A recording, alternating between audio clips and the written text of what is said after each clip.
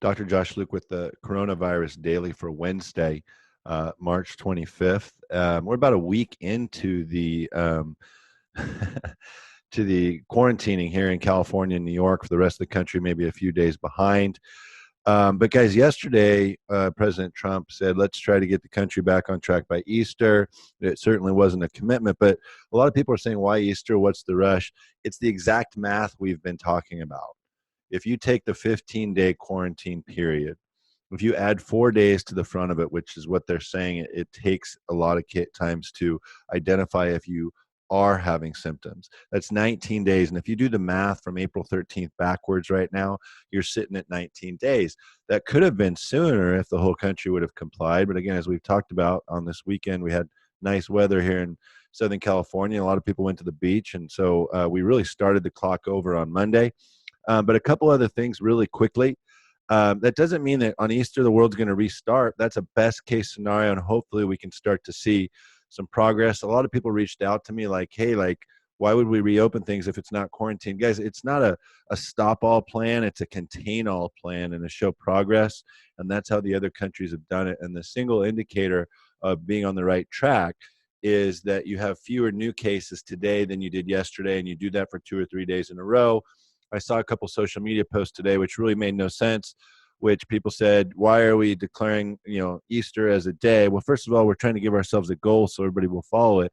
But they compared the deaths and the mortality of COVID going up with the date of Easter. Guys, here's the fact. And again, let's prep ourselves and let's have the right approach. When we get to the day where we have fewer new cases than we did the day prior, the death rate's going to still be going up for another 10 to 15 days. Let's prepare for all these things so people don't say, oh, but. That's what the data tells us, that when we turn the corner in terms of quarantining and new cases, okay, the death rate's still going to climb for probably 2 weeks because those people are already sick. There's people that aren't sick yet. They're going to the hospital. And the most of the folks who are in the hospital in the ICU have comorbidities. And so that's going to linger maybe even for more than 2 weeks after we turn the corner of new cases going down. A couple other quick things.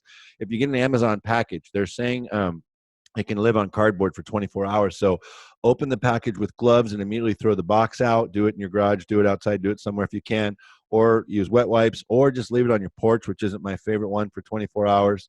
I still think you should wash your hands immediately afterwards. Hey, I just want to say thanks to all the nurses, not just the ones that I worked with in the hospital and the nursing home and home health, home care. Thank you for all you're doing, for putting yourself out there. Please take time and thank the nurses, thank the doctors, thank those at the grocery store that are putting themselves on the lines for you.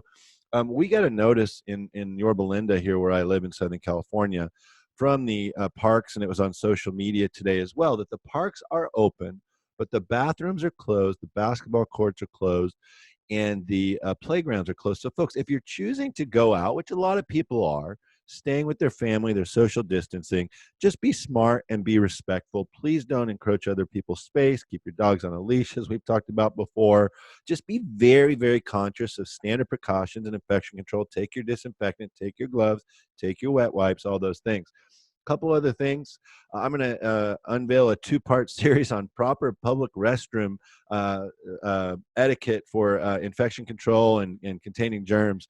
It actually kind of came out of a conversation I had with the students I teach at the university 2 weeks ago before the pandemic was declared, about how important it is to be conscious of germ control. And I was shocked to find out that in a class of 20 people, how few had ever even thought at their age, in their young to mid-20s, about all the germ exchange that goes on in public, whether it's at a restaurant with the menu, fork, spoon, in the restroom, the door, the faucet, the soap, the toilet paper, all those things.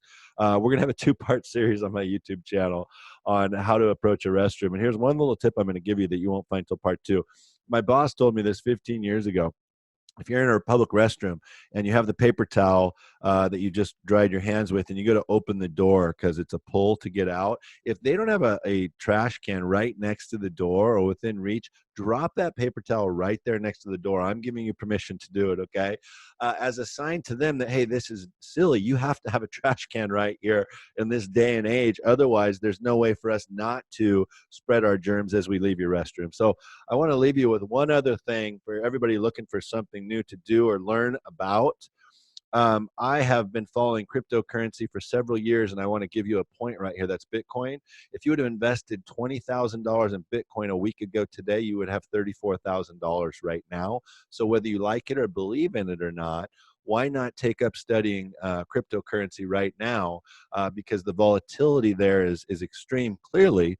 But some people made a lot of money in the last week or so because they have been familiar with it and engaged and invested in it prior. So, hey, it's Dr. Josh Luke with today's Coronavirus Daily. Thanks for watching.